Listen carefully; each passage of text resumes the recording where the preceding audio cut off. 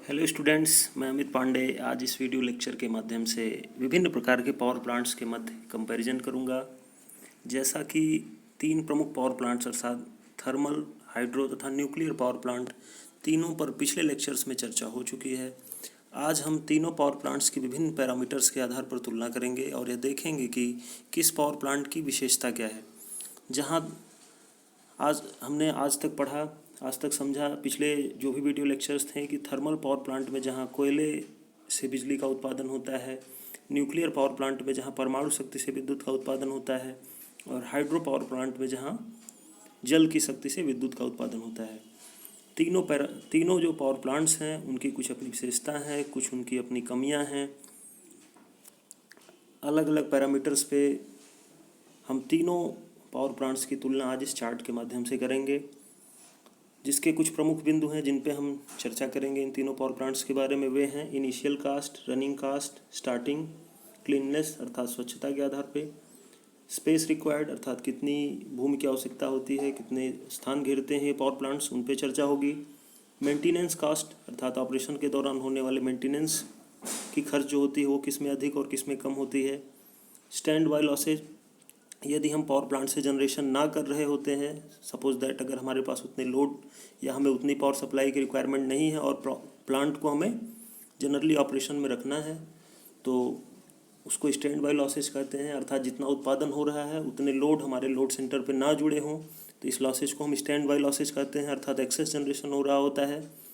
तो इन सारे पैरामीटर्स पे कौन से पावर प्लांट की क्या विशेषता है उस पर हम चर्चा करेंगे।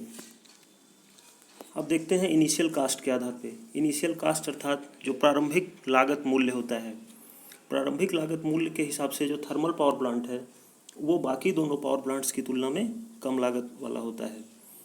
जहां न्यूक्लियर पावर प्लांट की बात करें, इसकी लागत सबसे अधिक होती है। इसके पीछे कारण भी है कि न्यूक्लियर पावर प्लांट में जो मटेरियल यूज होता है, जो ईंधन यूज होता है, वो एक रेडियो एक्टिव मटेरियल होता है जिसके लिए हमें विशेष प्रकार की शील्डिंग करना होता है। बहुत कुशल इसमें जो एम्प्लॉइज़ होते हैं, जो इंजीनियर्स, जो टेक्नीशियंस होते हैं, वो सारे बहुत ही हाईली स्किल्ड होते हैं।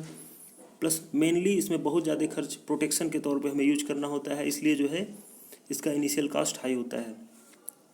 रही बात हाइड्रो पावर प्लांट की, तो इसमें मॉडरेट अर्थात इन दोनों के मध्य का खर्च आता है। इसमें भी खर्च अधिक होता है क्योंकि बहुत ज़्यादा लार्ज एरिया में स्पेस की रिक्वायरमेंट होती है, जिसमें बाकी दोनों पावर प्लांट्स की तुलना में अगर देखा जाए तो औसत खर्च होता है। रनिंग कास्ट की बात करें, रनिंग कास्ट के बारे में पहले हम समझते हैं कि रनिंग कास्ट वो कास्ट होता है जब प्लांट इनिशिएट हो जाता है, प्लांट ऑपरेशन में आ जाता है, तो उसको ऑपरेशन में बनाए रखने के दौरान जितने खर्चे होते हैं वे सारे खर्च रनिंग कास्ट के अंतर्गत आते हैं।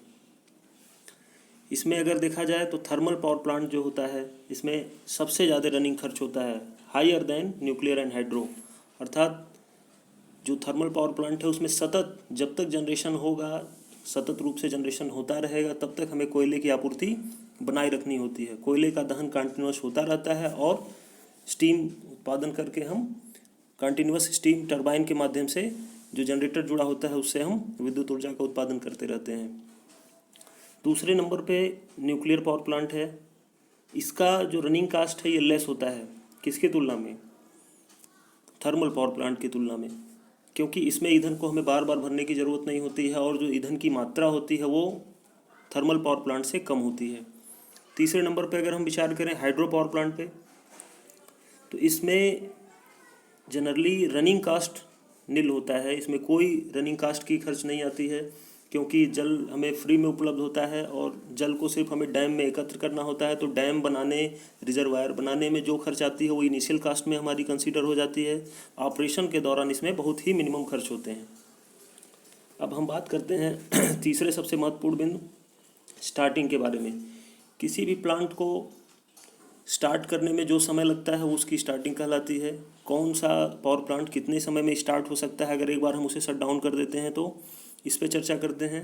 तो थर्मल पावर प्लांट्स जो हैं वे बहुत ज़्यादा समय लेते हैं स्टार्ट होने में। अगर इसको हम नए सिरे से एनर्जाइज करना है, नए सिरे से स्टार्ट करना है, या फिर हम इसको शट डाउन कर दिए, शट डाउन करने के पश्चात इसको स्टार्ट करना बहुत मुश्किल होता है। इसको काफ़ी लंबे समय में, काफ़ी कुछ घंटे के बाद ही इसको हम स्टार्ट कर सकते हैं। अचानक से इससे हम जनरेशन शुरू नहीं कर सकते हैं। कारण ये है कि इसमें कई सारे कंपोनेंट्स हैं जो एक साथ काम कर रहे होते हैं उत्पादन के समय में जब जनरेशन होता है, क्योंकि हमें कोल की सप्लाई मेंटेन करनी है जिससे कि हमारा फर्नेस में जो है ईंधन पहुंचता रहे। एक तरफ से हवा की सप्लाई, एयर की सप्लाई हमें प्रोवाइड करानी होती है, प्लस जो है स्टीम का उत्पादन इतनी तेज़ी से नहीं हो सकता है। अगर एक बार बॉयलर ठंडा हो गया हमारा तो फिर से हमें वापस स्टीम बनाने में भी समय लगेगा। स्टीम बनने के बाद वो हाई प्रेशर जब तक क्रिएट नहीं करेगा, हाई प्रेशर से टरबाइन पे स्टीम जाएगा नहीं, तब तक ऊर्जा का जनरेशन नहीं हो सकता है। इसलिए थर्मल पावर प्लांट को एक बार शटडाउन होने के पश्चात ऑपरेशन में आने में बहुत ज़्यादा समय लगता है। जबकि थर्मल पावर प्लांट की तुलना में अगर हम न्यूक्लियर पावर प्लांट को देखें तो इसको हम आसानी से स्टार्ट कर सकते हैं। किसकी तुलना में? थर्मल पावर प्लांट की तुलना में। इसमें भी समय लगता है एक बार शटडाउन होने के पश्चात, लेकिन अगर विद कंपैरिजन करें थर्मल की तुलना में तो कम समय लगता है। लेकिन हाइड्रो पावर प्लांट ऐसा है जिसको हम बहुत आसानी से इंस्टेंटली स्टार्ट कर सकते हैं, क्योंकि इसमें हमें रिजर्वायर में वाटर को इकट्ठा रखते हैं। अगर हम आवश्यकता पड़ी कि जनरेशन रोकना है तो हम रिजर्वायर से वाटर की सप्लाई बंद करते हैं और टरबाइन पे फ्लो होने वाला वाटर रुक जाता है और टरबाइन हमारा रुकने से इलेक्ट्रिसिटी का उत्पादन बंद हो जाता है। अगर हमें फिर विद्युत ऊर्जा का उत्पादन करना है तो हम वापस पुनः जो है टरबाइन पे जल की आपूर्ति को शुरू करते हैं और टरबाइन के रोटेट होने से विद्युत ऊर्जा का उत्पादन होता रहता है। क्लीननेस की अगर हम बात करें, सफाई की बात करें, स्वच्छता की बात करें, तो सबसे कम जो क्लीन होता है वो हमारा थर्मल पावर प्लांट होता है। इसके पीछे भी कारण ये है कि कोयले से यह प्लांट ऑपरेट होता है और कोयले के कारण जो है कोयले को हम पल्वराइज करके अर्थात चूर्णित करके फर्नेस में भेजते हैं। पल्वराइजेशन के पश्चात उसमें बहुत बारीक कण हो जाते हैं जो कहीं न कहीं एटमॉस्फेयर को जो है ख़राब करते हैं। प्लस ईंधन के दहन से, कोयले के दहन से विभिन्न प्रकार की विषाक्त गैसें निकलती हैं, फ्लू गैसें निकलती हैं जो जा कर के हमारे एटमॉस्फेयर को जो है पॉल्यूट करती हैं। प्लस इसका जो वेस्टेज होता है वो भी ह्यूज अमाउंट में होता है। जो एसेज निकलती हैं राख के जलने के पश्चात, ईंधन के जलने के पश्चात जो राख होती है वो भी कहीं न कहीं हमारे वातावरण को प्रदूषित करती है। तो ये स्वच्छता के मामले में सबसे कम स्वच्छ होता है थर्मल पावर प्लांट। न्यूक्लियर की बात करें तो इसमें भी कहीं न कहीं रेडियोधर्मी जो हमारे ईंधन यूज होता है वो रेडियोधर्मी प्रदूषण फैलाता है। तो अगर इसमें भी हम तुलना करें तो थर्मल पावर प्लांट से तो कुछ मात्रा में स्वच्छ होता है, क्योंकि इसका वेस्टेज की क्वांटिटी जो होती है वो उतनी अधिक नहीं होती है जितना कि थर्मल पावर प्लांट में होता है। और इसको हम बहुत ही कुशलता से इसको हम ले जाके डिस्पोज ऑफ करते हैं। जो रेडियोधर्मी इसके जो भी कंटेंट हमें ईंधन दहन के पश्चात जो निकलते हैं इसके वेस्टेज, उसको हम डायरेक्टली इन्वायरमेंट में नहीं फेंक सकते हैं, कहीं भी खुले में नहीं फेंका जा सकता है। इसको डिस्पोज करने के लिए एक बहुत ही स्पेसिफाइड लोगों की टीम होती है जो ले जाके जो है इसको डिस्पोज करती है। स्वच्छता के मामले में अगर हम तीसरे पॉइंट पे देखें हाइड्रो में, तो ये सबसे बेस्ट होता है क्योंकि इसमें किसी भी प्रकार का कोई प्रदूषण नहीं होता है, क्योंकि जल की ही ऊर्जा है। जल को हम एक हाइट पे संचित करते हैं, उसको हम वापस टरबाइन पे गिरा करके विद्युत ऊर्जा का उत्पादन करते हैं। तो इसमें कहीं किसी प्रकार से पर्यावरण का कोई नुकसान नहीं है, तो ये सबसे स्वच्छ होता है। अब पाँचवें पॉइंट अगर हम स्पेस रिक्वायर्ड की बात करें कि कौन से पावर प्लांट में सबसे ज़्यादा स्पेस की ज़रूरत होती है, किस पावर प्लांट में सबसे कम स्पेस की रिक्वायरमेंट होती है, तो अगर हम थर्मल पावर प्लांट में देखें तो नीड सफिशिएंट स्पेस, अर्थात दोनों प्रकार के जो पावर प्लांट हैं उनके बीच में इसमें स्पेस की रिक्वायरमेंट होती है।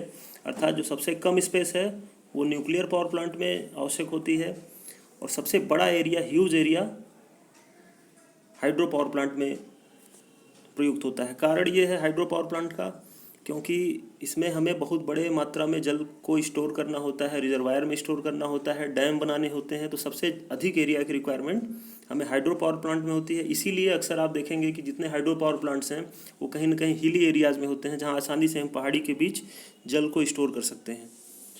और जो हमारा थर्मल पावर प्लांट है इसमें इन दोनों की तुलना में, न्यूक्लियर और हाइड्रो की तुलना में, मीडियम स्पेस की रिक्वायरमेंट होती है। और जो न्यूक्लियर पावर प्लांट होते हैं इसमें चूँकि जो मेन कंबस्टन चेम्बर है इसकी साइज़ बहुत बड़ी नहीं होती है, तो कारण ये है कि बस इसमें इसका जो भी दहन प्रक्रिया है वो एक छोटे से चैम्बर में होता है, लेकिन उस चैम्बर को प्रोटेक्ट करने के लिए हम बाहरी जो शील्ड लगाते हैं, कंक्रीट की दीवार लगाते हैं, इसी की साइज़ जो है मेंटेन होती है। और दूसरी चीज़ है सबसे आवश्यक, इसमें जो भी स्पेस की रिक्वायरमेंट है मैक्सिमम चीज़ें प्रोटेक्शन पर्पज़ में यूज होती हैं। तो सबसे कम स्पेस अगर देखा जाए तो न्यूक्लियर पावर प्लांट में ही है। छठे पॉइंट पे अगर हम चर्चा करें मेंटेनेंस कास्ट, मेंटेनेंस या रिपेयरिंग कास्ट, तो सबसे मेंटेनेंस का काम क्या है, मेंटेनेंस के थ्रू हम जो है विभिन्न पावर प्लांट को निर्धारित समय पे उसके विभिन्न मशीनों को, उसमें जितने पैरामीटर्स हैं प्लांट के, सारे पैरामीटर्स को हम बारीकी से चेक करते हैं कि समय समय से कि हमारे प्लांट का ऑपरेशन सुचारू रूप से बना रहे। तो जो हमारा थर्मल पावर प्लांट है उसमें हाई स्किल्ड ऑपरेटिंग स्टाफ की ज़रूरत होती है, क्योंकि बहुत सारी मशीनें प्रयुक्त होती हैं और सबको जांच करने के लिए, सबका मेंटेनेंस करने के लिए हमें उनकी रिक्वायरमेंट होती है, और इसका मेंटेनेंस कॉस्ट भी हाई होता है।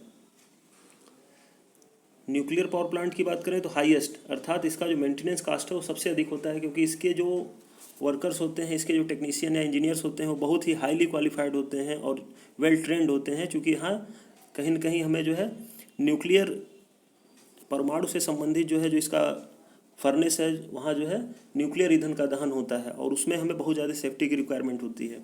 और इसके जो स्टाफ होते हैं वह हाईली स्किल्ड होते हैं, वेल ट्रेंड होते हैं, जो कि इसके रिपेयरिंग और मेंटेनेंस का काम करते हैं। सबसे कम अगर हम रिपेयरिंग मेंटेनेंस का कास्ट देखें तो सबसे कम कास्ट जो है मेंटेनेंस में आता है हाइड्रो पावर प्लांट में, सबसे लो होता है, क्योंकि इसमें किसी प्रकार के बहुत ज़्यादा मैकेनिज्म की आवश्यकता नहीं होती है। रिजर्वायर एक ह्यूज पॉन्ड जैसा होता है और वहाँ से हम वाटर को सिर्फ टरबाइन पे गिराते हैं, टरबाइन के रोटेट होने से इलेक्ट्रिसिटी का जनरेशन होता है। तो जितनी कम मशीनें उतना कम मेंटेनेंस कास्ट। 7वें नंबर पर अगर हम देखें ओवरऑल इफिशियंसी अर्थात दक्षता की, तो दक्षता समझने से पहले हम समझ लें कि इसको हम कैलकुलेट कैसे करते हैं। तो किसी भी मैकेनिज्म में, अगर किसी भी मैकेनिज्म या किसी भी मशीन या किसी भी सिस्टम की हमें इफिशियंसी देखनी है तो उस सिस्टम में हम इनपुट एनर्जी कुछ प्रदान करते हैं और सिस्टम हमें कुछ आउटपुट एनर्जी देता है। तो उस आउटपुट एनर्जी और इनपुट एनर्जी के रेशियो को हम इफिशियंसी कहते हैं। तो अगर हम थर्मल पावर प्लांट की बात करें तो इसमें कोयले की ऊर्जा से जो है हम विद्युत ऊर्जा का उत्पादन करते हैं, अर्थात कोल में जो उपलब्ध ऊर्जा है वो हीट एनर्जी में पहले कन्वर्ट होती है, फिर उस हीट एनर्जी से बॉयलर हीट होता है, बॉयलर के हीट होने से उसके अंदर जो उपलब्ध जल है वो स्टीम में कन्वर्ट होता है, और उस स्टीम की शक्ति से टरबाइन रोटेट होता है, और उस टरबाइन के रोटेट होने से जनरेटर चलता है, क्योंकि जनरेटर उस टरबाइन से जुड़ा होता है और जनरेटर से विद्युत ऊर्जा का उत्पादन होता है। तो इस पूरे प्रक्रिया में अगर आप देखें तो कोयले में स्टोर्ड केमिकल एनर्जी किस प्रकार से विद्युत ऊर्जा में कन्वर्ट हो जा रही है। लेकिन अगर उन दोनों ऊर्जा का हम तुलना करें कि कितना एनर्जी हम इनपुट दे रहे हैं और उसकी रेशियो में हमें कितना एनर्जी आउटपुट मिल रहा है, तो उस आउटपुट और एनर्जी और इनपुट एनर्जी का जो रेशियो है वो लगभग 25 से 30% होता है, अर्थात इसकी दक्षता कम होती है, लो होती है बाकी प्लांट्स की तुलना में। अब अगर हम न्यूक्लियर पावर प्लांट की बात करें तो इसकी इफ़िशियंसी अप्रॉक्स 55% होती है। वहीं अगर हम हाइड्रो पावर प्लांट की तुलना करें तो ये मोस्ट इफ़िशियंट होता है और अप्रॉक्स जो है 85% से ज़्यादा हमें इससे इफ़िशियंसी मिलती है, क्योंकि इसमें जो लॉसेज हैं वो उतने अधिक नहीं है, इसमें बहुत ज़्यादा मैकेनिज्म की आवश्यकता नहीं है, सीधे पानी को टरबाइन पे गिराया जाता है और टरबाइन से हमें विद्युत ऊर्जा प्राप्त हो जाती है। 8वां जो स्टैंड बाई लॉसेज है, अब पहले स्टैंड बाई टर्म्स को समझते हैं कि अगर स्टैंड बाई में हम किसी प्लांट को रखते हैं तो उसके आउटपुट पे या जहाँ से जनरेशन है उस लाइन पे लोड नहीं होता है, सिर्फ नो लोड कंडीशन में जब लाइन को चलाई जाती है, जो नो लोड कंडीशन में लाइन होता है, और जो पावर प्लांट्स होते हैं वो नो लोड कंडीशन में जब ऑपरेट होते हैं तो उसको हम स्टैंड बाई कहते हैं, स्टैंड बाई कंडीशन कहते हैं। और स्टैंड बाई में रखने का पर्पज़ ये होता है कि हमें आवश्यकता पड़ने पे प्लांट को ऑन ऑफ ना करना हो, प्लांट को शट डाउन ना करना पड़े और प्लांट कंटिन्यूस चलता रहे। जब हमें रिक्वायरमेंट हो तो हम आसानी से लोड को तुरंत प्लांट से कनेक्ट कर सकें।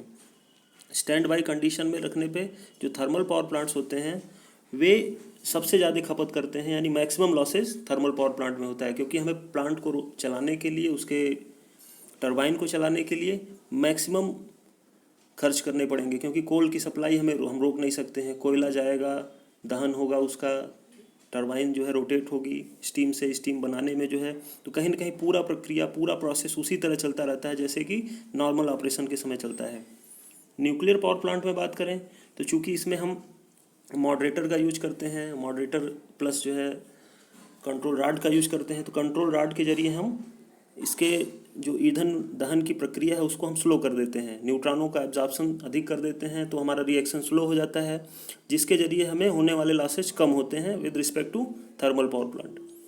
वहीं हाइड्रो पावर प्लांट में देखें तो हमें कुछ नहीं करना है, जल की सप्लाई को रोक देना है और इसको हम आसानी से चला भी सकते हैं। तो हम इसमें क्या करेंगे कि स्टैंड बाई लॉसेज जो है, इसमें चूँकि वाटर के फ्लो होने से कोई हम इनपुट एनर्जी दे ही नहीं रहे हैं, वाटर में कोई खर्च नहीं है, वाटर हमें उपलब्ध है अगर रिजर्वायर में, तो उसको हम सतत टरबाइन पे गिरा सकते हैं। जनरेटर को अलग करके, या नो लोड कंडीशन में अगर हमारा जनरेटर चल भी रहा है तो जनरेटर को हम मेन लोड से हटा करके और स्टैंड बाय लॉसेज इसमें बहुत मिनिमम रख सकते हैं। क्यों? क्योंकि वाटर में कोई खर्च नहीं है, वाटर हमारा उपलब्ध है, किसी हाइट पे उपलब्ध है। उस वाटर को हम वाटर फ्लो को कम रेट से गिरा करके, चूँकि लोड कम है तो टरबाइन पे पावर की कम रिक्वायरमेंट होगी, तो अतः हम अगर नो लोड कंडीशन में हाइड्रो पावर प्लांट को चलाते हैं तो बाकी दोनों प्लांट्स की तुलना में सबसे कम खर्च जो है इसमें होता है। अतः हमें स्टैंड बाय लॉसेज सबसे कम जो है हाइड्रो पावर प्लांट में मिलता है। जैसा कि आपने देखा कि इनिशियल कॉस्ट के हिसाब से जहां थर्मल पावर प्लांट उपयुक्त है, वहीं स्पेस के हिसाब से न्यूक्लियर पावर प्लांट, लेकिन running cost, starting period, cleanness, maintenance cost, efficiency, standby losses आदि पैरामीटर्स के हिसाब से अगर हम देखें तो हाइड्रो पावर प्लांट इनमें सबसे अधिक उपयुक्त है। लेकिन सभी गुणों के बावजूद हाइड्रो पावर प्लांट का ऑपरेशन जल की उपलब्धता के आधार पर ही निर्भर करता है, और हर जगह हमें ये जल उपलब्ध नहीं है। तो इसके लिए हम अपनी आवश्यकता के अनुसार थर्मल पावर प्लांट या न्यूक्लियर पावर प्लांट का उपयोग करते हैं। हालांकि भारतवर्ष में सबसे ज़्यादा विद्युत ऊर्जा का उत्पादन थर्मल पावर प्लांट से होता है। कारण भी ये है क्योंकि हमारे यहाँ बहुत हैवी अमाउंट में कोल उपलब्ध है, तो हम अपने कोयले का उपयोग जो है करके बहुत ज़्यादा मात्रा में विद्युत ऊर्जा का उत्पादन कर रहे हैं। आज भी हमारे यहाँ बहुत सारी ऐसी परियोजनाएं हैं जो हाइड्रो पावर प्लांट पर आधारित हैं, या न्यूक्लियर पावर प्लांट भी नए इंस्टॉल हो रहे हैं। भविष्य में देखते हुए, क्योंकि कोयले की आपूर्ति बहुत लंबे समय तक नहीं हो सकती है, एक लिमिटेड मात्रा में स्टोर्ड है हमारे देश में, तो हम कहीं न कहीं ऊर्जा के अन्य जो वैकल्पिक स्रोत हैं, चाहे नॉन कन्वेंशनल रिसोर्सेज हों, उन सारी चीज़ों पर भी जो है हम ध्यान दे रहे हैं अपने ऊर्जा के जनरेशन को बढ़ाने के लिए, जिससे भविष्य में जो है हम कोयले पे अपनी डिपेंडेंसी को कम कर सकें। हमें आशा है कि आपको इस वीडियो के माध्यम से तीनों प्रकार के पावर प्लांट के तुलनात्मक अध्ययन को जानने में मदद मिली होगी। धन्यवाद।